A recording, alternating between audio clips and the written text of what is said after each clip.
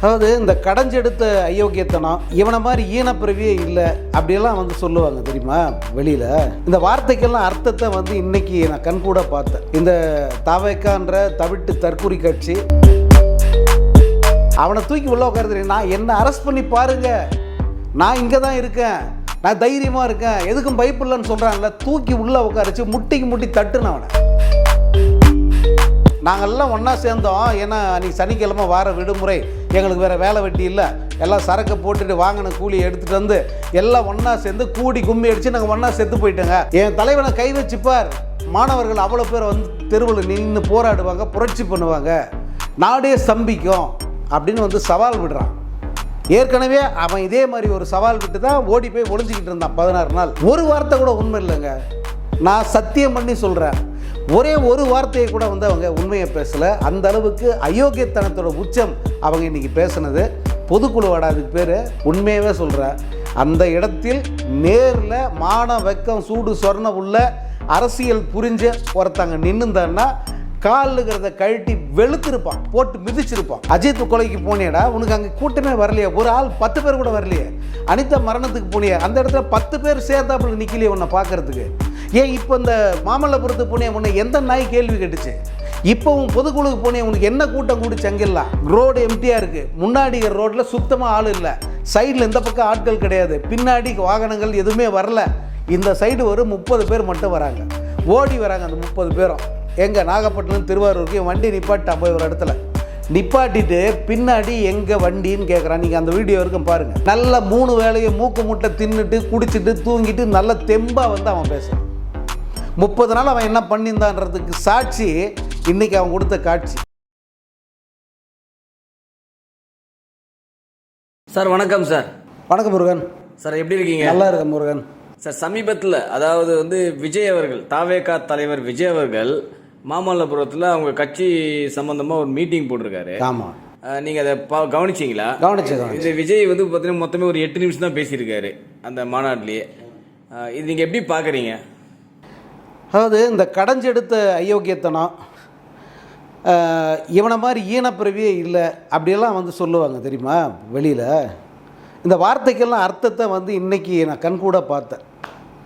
இந்த தாவேக்கான்ற தவிட்டு தற்கூரி கட்சி அவனுங்களுடைய ஒரு சிறப்பு பொதுக்குழு கூட்டம் அது. அந்த பொதுக்குழு கூட்டத்தில் அங்கே பேசின அத்தனை பேருடைய பேச்சுமே வந்து மனிதர்களால், நான் சாதாரண மனிதர்களால் சகித்து கொள்ள முடியாத அயோக்கியத்தனமான பேச்சு. அதிலும் அந்த ஆதவ அர்ஜுனா அப்படின்னு ஒருத்தன் அந்த கட்சியுடைய ஒரு பொறுப்பில் இருக்கான்.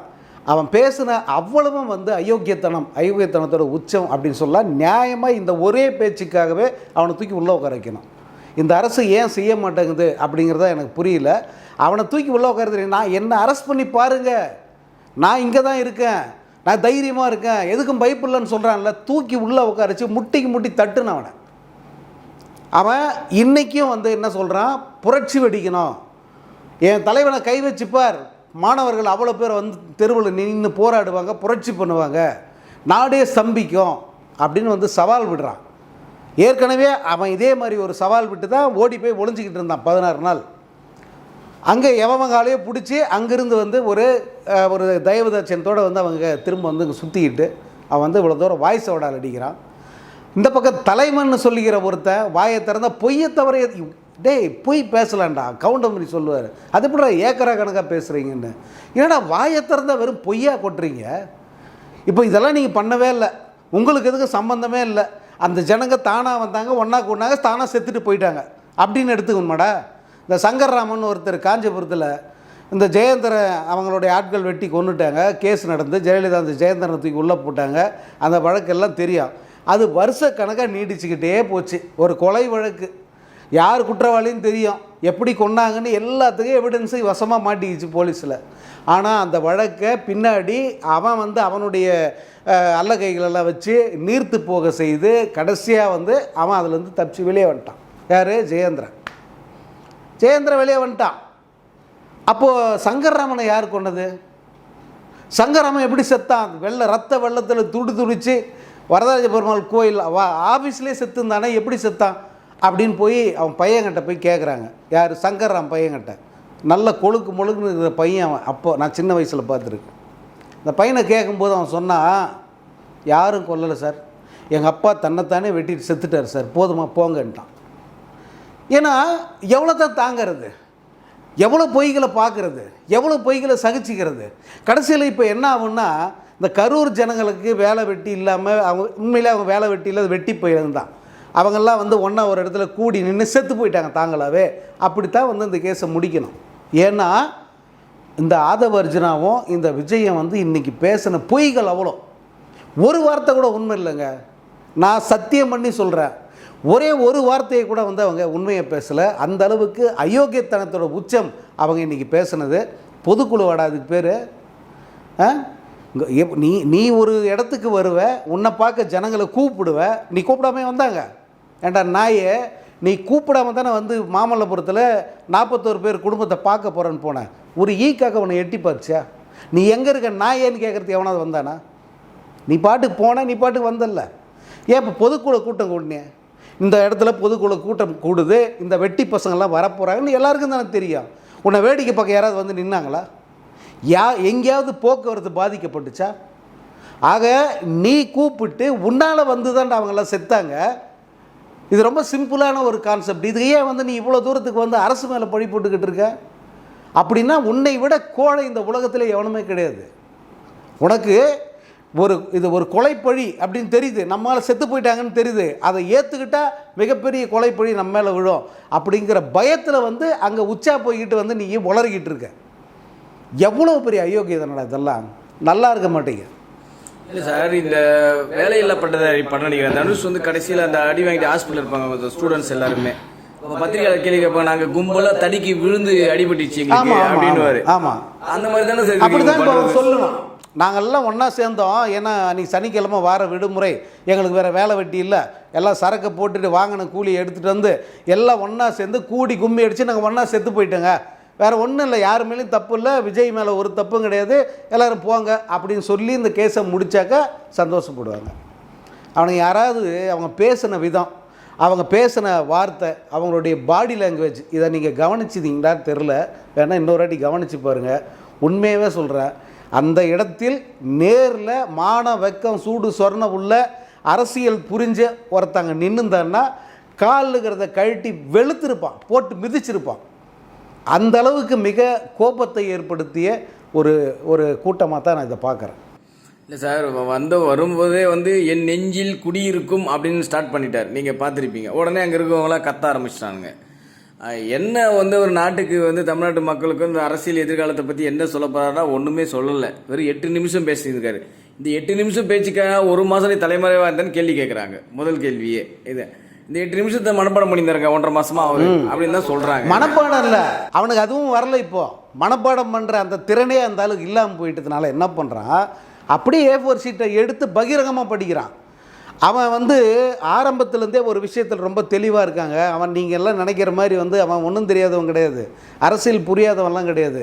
அவன் தனக்கு எதெல்லாம் வரலையோ அதெல்லாம் நார்மலாக்க பார்க்குறான்.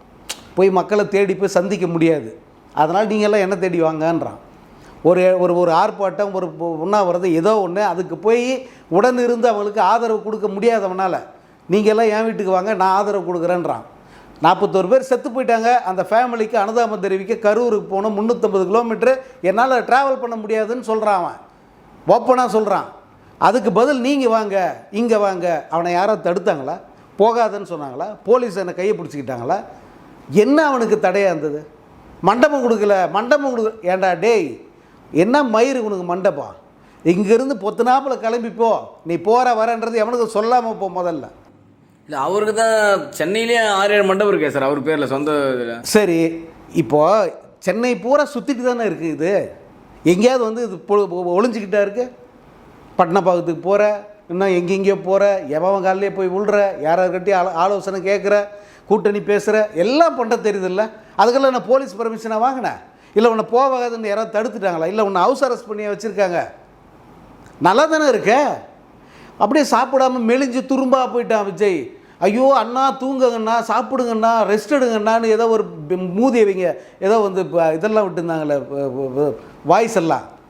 இன்றைக்கி பார்த்தீங்களா அவன் எப்படி இருந்தான்ட்டு?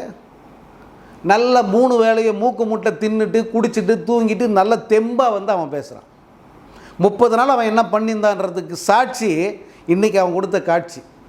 இல்லை சார், இதெல்லாம் தெரிஞ்சிருந்து இந்த மக்கள் எப்படி சார் திரும்பவும் இப்போ இன்னைக்கு காலையில் கூட ஒரு வண்டி வெளில வரும்போது கூட துரத்திட்டு ஓடி இருக்கானுங்க. அது 2 அது இப்போ ரொம்ப துரத்தில் போகிறேன். பத்திரிக்கையாரன் ஒரு 2-3 பேர் வந்து அதை இது கேமரா எடுத்திருக்கான். அவன் பவுன்சருங்களே 10 பேர் அங்கே அந்த கருப்பு உடை போட்டுக்கிட்டு ஓடுறாங்களா, அவங்களாம் யார்? நீங்கள் அந்த வீடியோ திரும்ப பாருங்கள். நான் பார்த்தேன் அதை. அந்த காலையில் அவன் வீட்டை விட்டு கேட்டு திறந்து அவன் வெளியே வந்த காட்சி, அவன் வந்து எப்படி உக்காந்துட்டு இருந்தான், காலரை பிடிச்சிக்கிட்டு இப்படி உக்காந்துருந்தான்னு அந்த தந்தி டிவியில் வந்து லைவாக போட்டிருந்தாங்க. அதை வந்து அவங்க க்ளோஸ் அப்லேயும் காமிச்சாங்க. அவன் வந்து ஏதோ இந்த இதில் நினைஞ்ச கோழி குஞ்சு மாதிரி உக்காந்துருந்தான் உள்ள. ஆனால் இவனை துரத்திக்கிட்டு அந்த மக்களும் போல, துரத்திக்கிட்டு போன அத்தனை பேருமே பவுன்சர்ஸு, அங்கே பப்ளிக் இல்லை. Note the point. இல்லை, அதில் இன்னொரு முக்கியமான கேள்வி என்னன்னா, அவர் அந்த லைவ் வீடியோ கொடுக்கறது 2 சேனலுக்குள்ளே போட்டி நடுவில் அவங்க கார் ஆக்சிடென்ட் ஆகிடுச்சு. நீங்கள் பார்த்துருப்பீங்கன்னு நினைக்கிறேன். நல்ல வேலை உயிர் சேதம் ஏற்படலன்னு தான் சொல்கிறாங்க. இங்கே நீ வெளியில் வந்தாலே ஏதாவது இடம் நடக்குதுயா, நீ ஏன் வெளியிலே வராது, தேசி வீட்டே உட்காந்திக்கன்றாங்க நிறைய பேர். இது நீங்கள் எப்படி பார்க்குறீங்க இதை?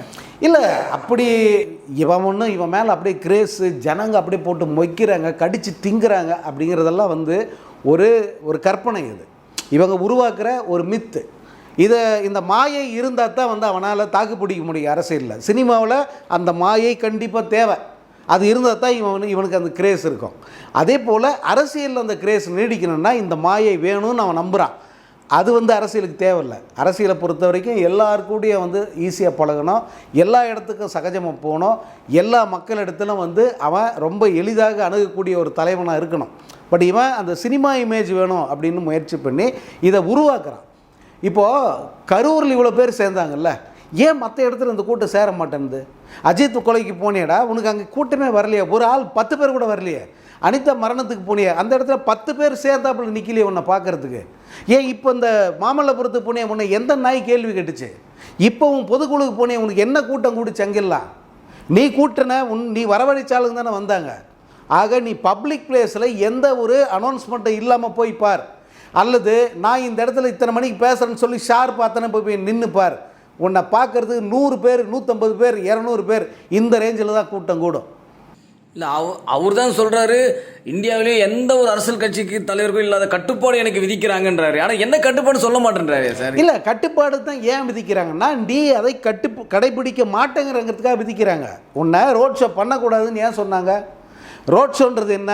நீ பாட்டுக்கு போய்கிட்டே இருக்கணும். நான் ஏன் அங்கங்கே நின்று கூட்டம் வரலையே, ஐயோ இன்னும் காலியாக்குது, இடம் எம்டியாக இருக்குது, இன்னும் ஆளை கூப்பிடு. அவன் சொன்னதை நீங்கள் பார்க்கல. நாகையிலிருந்து திருவாரூருக்கு போகிறான், நாகப்பட்டினத்தில் பல்லிழிச்சிருச்சு, கூட்டமே இல்லை, ரோடு எம்டியாக இருக்குது. முன்னாடி ரோட்டில் சுத்தமாக ஆள் இல்லை, சைடில் இந்த பக்கம் ஆட்கள் கிடையாது, பின்னாடி வாகனங்கள் எதுவுமே வரல. இந்த சைடு ஒரு 30 பேர் மட்டும் வராங்க, ஓடி வராங்க. அந்த 30 பேரும் எங்கே நாகப்பட்டினம் திருவாரூருக்கு வண்டி நிப்பாட்டான். போய் ஒரு இடத்துல நிப்பாட்டிட்டு பின்னாடி எங்கே வண்டின்னு கேட்குறான். நீங்கள் அந்த வீடியோ வரைக்கும் பாருங்கள். பின்னாடி எங்கே வண்டி? ஆட்கள் இல்லையே, எம்டியாக இருக்கு. ஏன்னா எம்டியான ரோடை பார்த்தாலே இந்த பயலுக்கு பதறம். கூட்டம் வேணாம் அவனுக்கு. கூட்டத்தை சேர்த்துக்கிட்டு ரோட் ஷோ பண்ணக்கூடாது கண்ணா. நீ போகும்போது கூட்டம் இயல்பாக இருந்தால் கையாட்டிட்டு போ, இல்லைன்னா வாயை முடிக்கிட்டு போய் பஸ்ஸில் உட்காரு. அதுக்கு தான் வந்து போலீஸ் இவ்வளோ கண்டிஷன் போட்டுச்சு. இல்லை, பெரும்பாலும் சார் அவர் பகலில் நடத்துகிற இடங்களில் கூட்டம் வர மாட்டேங்குது. இந்த 7 மணிக்கு மேலே வரதுனால எல்லாம் வேலையை விட்டு வரவங்க, ஸ்கூல் விட்டு வரவங்க, காலேஜ் விட்டு வரவங்க எல்லாரும் வந்து நின்றுவாங்கன்ட்டு தான் இவர் 6 மணிக்கு மேலேயே பேசுகிறாரு. அந்த திருவாரூரும் சரி, இந்த கரூரும் சரி. ஏன்னா அந்த 12 மணிக்கு சொன்னாங்க, 12 மணிக்கு ஒன்றுமே இல்லைங்க. சொன்ன நேரத்துக்கு போன்னு சொல்கிறேன். நீ 6 மணின்னு டைம் குறிக்கிறல்ல, 6 மணி ஒரு வேலை நீ பேசுகிறது 6 மணிக்கு தான்னா 6 மணிக்கு நான் அந்த இடத்துல பேச சொல்லிட்டு டான் 6 மணிக்கு போய் நில்லு, இல்லை 6:30 மணிக்கு போய் நின்று பாரு. அப்போ தெரியும் உனக்கு கூட்டம்னா என்னான்ட்டு. 1000 பேருக்கு மேலே கூட மாட்டாங்க முருகன். 1000 பேருங்கிறது மிகப்பெரிய எண்ணிக்கை. 1000 பேரை ஒன்றா சேர்த்து நம்ம இந்த இடத்துல பார்த்தோம்னா எப்படி இருக்குன்னு யோசிச்சு பாருங்கள். இது போல பல வீடியோக்களை கண்டு மகிழ எங்களது ரீசன்ட் வாய்ஸ் சேனலை மறக்காம சப்ஸ்கிரைப் பண்ணுங்க.